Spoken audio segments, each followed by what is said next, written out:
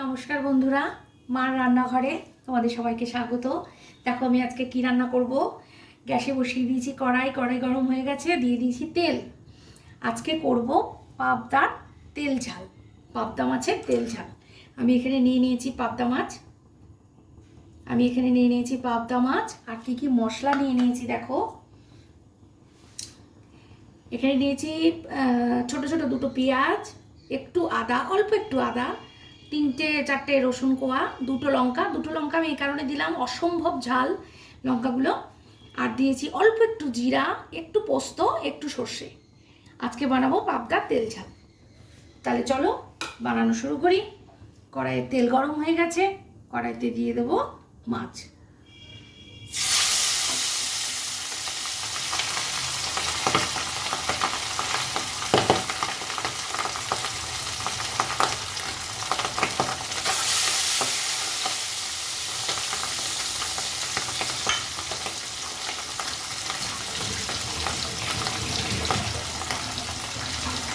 মাছটা ভাজা হোক। মাছটা ভাজা হয়ে গেছে, এরপর তুলে দেবো।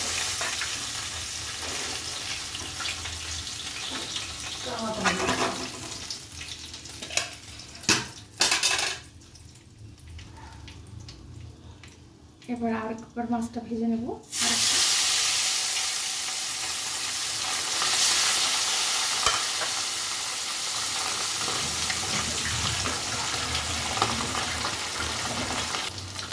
দেখো আমার মাছ কিন্তু সবকটা ভাজা হয়ে গেছে, এবার তুলে নেব।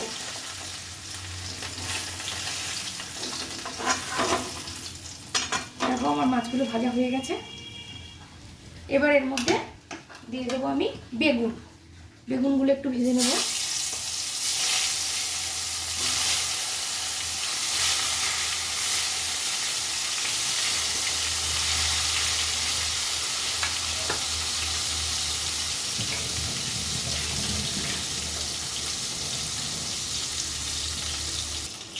দেখো বেগুনগুলো কিন্তু ভাজা হয়ে গেছে, এবার আমি বেগুনগুলো তুলে নেব, একটু একটু করে তুলে নেব।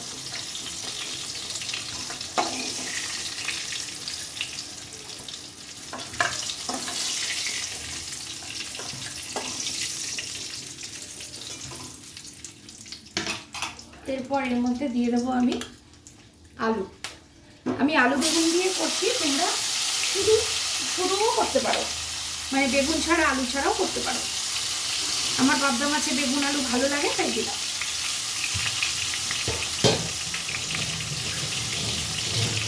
যারা আলু খাও না তারাও কিন্তু এইভাবে ঝাল করতে পারো, তেল ঝাল।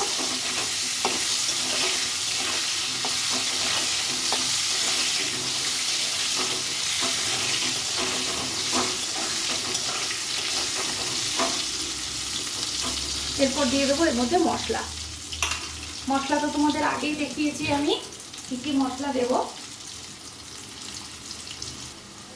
দেখো এর মধ্যে আমি মশলাটা দিয়ে দিই। মশলাটা মিক্সিতে বেটে নিয়েছি, এবার আস্তে আস্তে সব এর মধ্যে দিয়ে দেবো।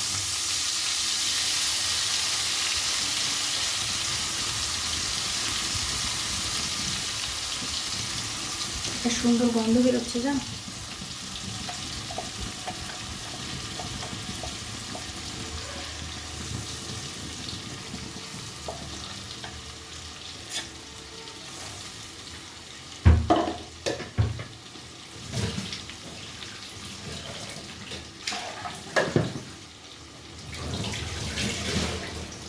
এরপর এর মধ্যে আস্তে আস্তে আমি সব রকম মশলা দিয়ে দেবো, যেমন হলুদ,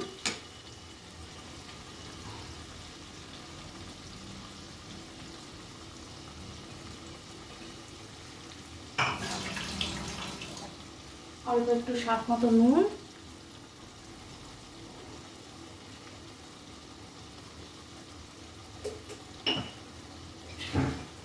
স্বাদ মতো চিনি অবশ্যই দেবো, কারণ এর মধ্যে সর্ষে বাটা আছে, সর্ষে বাটার একটা তিতা ব্যাপারটা থাকে। যদিও আমি সর্ষে নুন দিয়ে বাটি, তার মধ্যে বেগুনও দেওয়া আছে। এর মধ্যে দেবো এখন একটু কাশ্মীরি মির্চ কালার হওয়ার জন্য।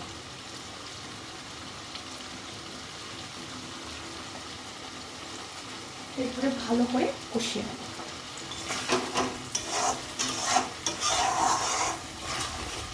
আমি কিন্তু একদম ঘরোয়া পদ্ধতিতে, ঘরোয়া বাসন কোসনে তোমাদের রান্না দেখাই। হ্যাঁ, কারণ সবারই তো আমাদের সংসার, প্রফেশনাল তো কিছু না। সেই জন্য আমি যেমন পারি আমি তেমনই তোমাদের দেখাই। আমার ভিডিওতে কোনো তামঝাম তোমরা পাবে না। বাসন সব রকমই আছে জানো তো, ননস্টিকের ঢাকনা দেওয়া মানে লিড দেওয়া কড়াই, ননস্টিকের চাটু সবই রয়েছে। কিন্তু ভাবি এত বাসন বেরিয়ে রয়েছে, আবার নতুন করে বাসন বার করবো? এর মধ্যেই করে রাখা, স্বাদ হওয়া নিয়ে কথা, বাসন পরিষ্কার পরিচ্ছন্ন হওয়া নিয়ে কথা। 24 বছরের কড়াই, 25 বছরের কড়াই, একটু তো ভালো হবেই।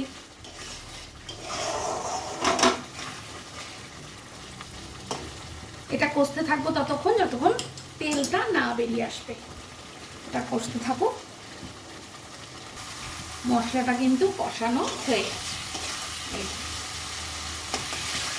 মশলা দেখলেই তোমরা বুঝতে পারবে যে মশলাটা কষানো হয়ে গেছে। এরপর দিয়ে দেবো জল। এই মিক্সিটাতেই আমি ধোয়া জল দিলাম, কারণ অনেক মশলা থাকে তো, সবটা কাচানো যায় না, হাতে ব্যথা লাগে।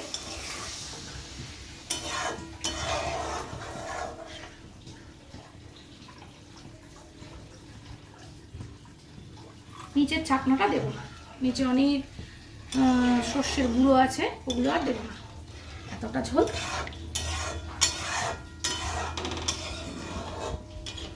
ঝোলটা ফুটতে দাও, ততক্ষণ ঝোলটা ফুটুক। এবার দেখো ঝোলটা কিন্তু একদম ফুটে গেছে। এরপর আমি আস্তে আস্তে বেগুন ভাজা আর মাছ ভাজাগুলো ছেড়ে দেবো।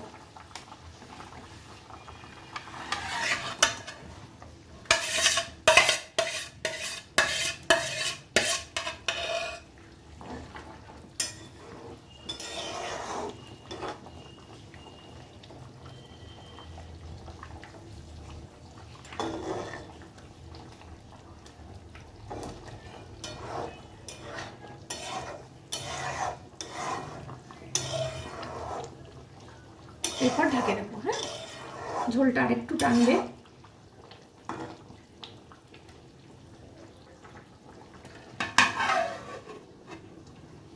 ঝোলটা ফুটুক।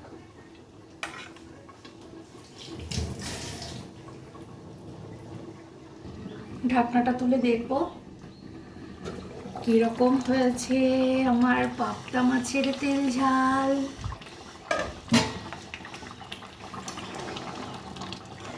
এইটুকু ঝোল আমি রাখবো। দেখি আলুগুলো সেদ্ধ হয়েছে নাকি। হ্যাঁ, আলুও সেদ্ধ হয়ে গেছে।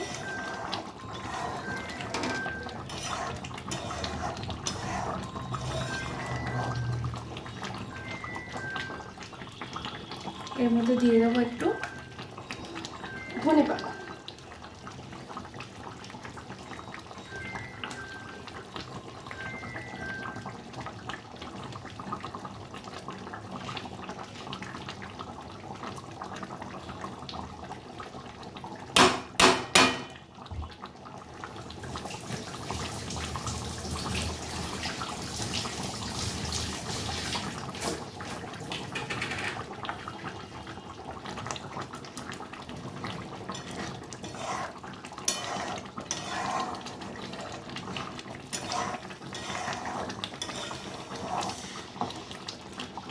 আর একটু ঢেকে দেবো, ধনেপাতাটা দিলাম তো।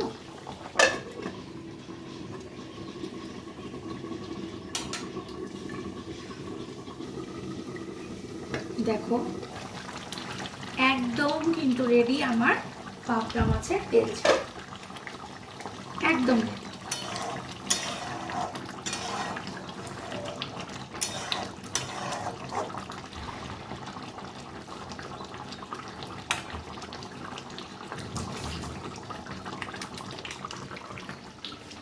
তাহলে আজকে মার রান্নাঘরে পাবদা মাছের তেল ঝাল করলাম, তোমরা দেখে নিলে।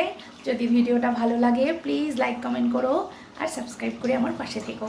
টাটা, তোমরা ভালো থেকো, সুস্থ থেকো।